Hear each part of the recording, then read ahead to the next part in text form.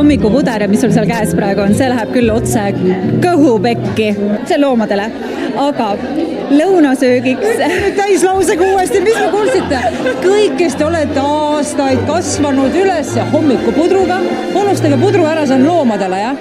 Jah, täpselt nii on. Kõige suurem probleem selliste videotega on see, et kui seda näidatakse kuskil reporteris, kus iganes, kus on hästi palju vaatajaid, siis tihtipeale inimesed usuvad kõike seda, mida nad telekas näevad. Kõigepealt ma tahangi öelda, et see, mida see naine just rääkis, on täielik jama.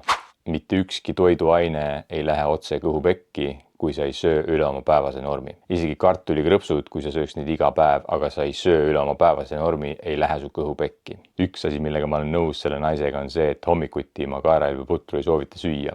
Aga mitte sellepärast, et see läheb otse kõhupekki, vaid sellepärast, et kui sa sööd kaerahelbeputru ja sa ei lisa sinna juurde pähklit, seemneid või mingit valguallikat, siis sul läheb veresuhkur väga kiiresti väga kõrgel üles. Kui sul on veresuhkur väga kõrgel, siis mingi hetk peab see tulema alla ja kui see tuleb kiiresti alla, siis sul läheb kõht tühjaks. Kui sa oled füüsiliselt aktiivne ja ei söö üle oma päevase normi, siis on kaerahelbepudru söömine täiesti okei. Lihtsalt kui sa seda sööd, siis proovi sinna kõrvale lisada keedumuna, praemuna, omlett või kreeka jogurt või kodujuust, mis iganes, et sa lihtsalt ei sööks ainult süsivesikuid. Aga see jutt, et kaerahelbepuder läheb otse kõhupekki ja sobib ainult loomadele, on täielik jama.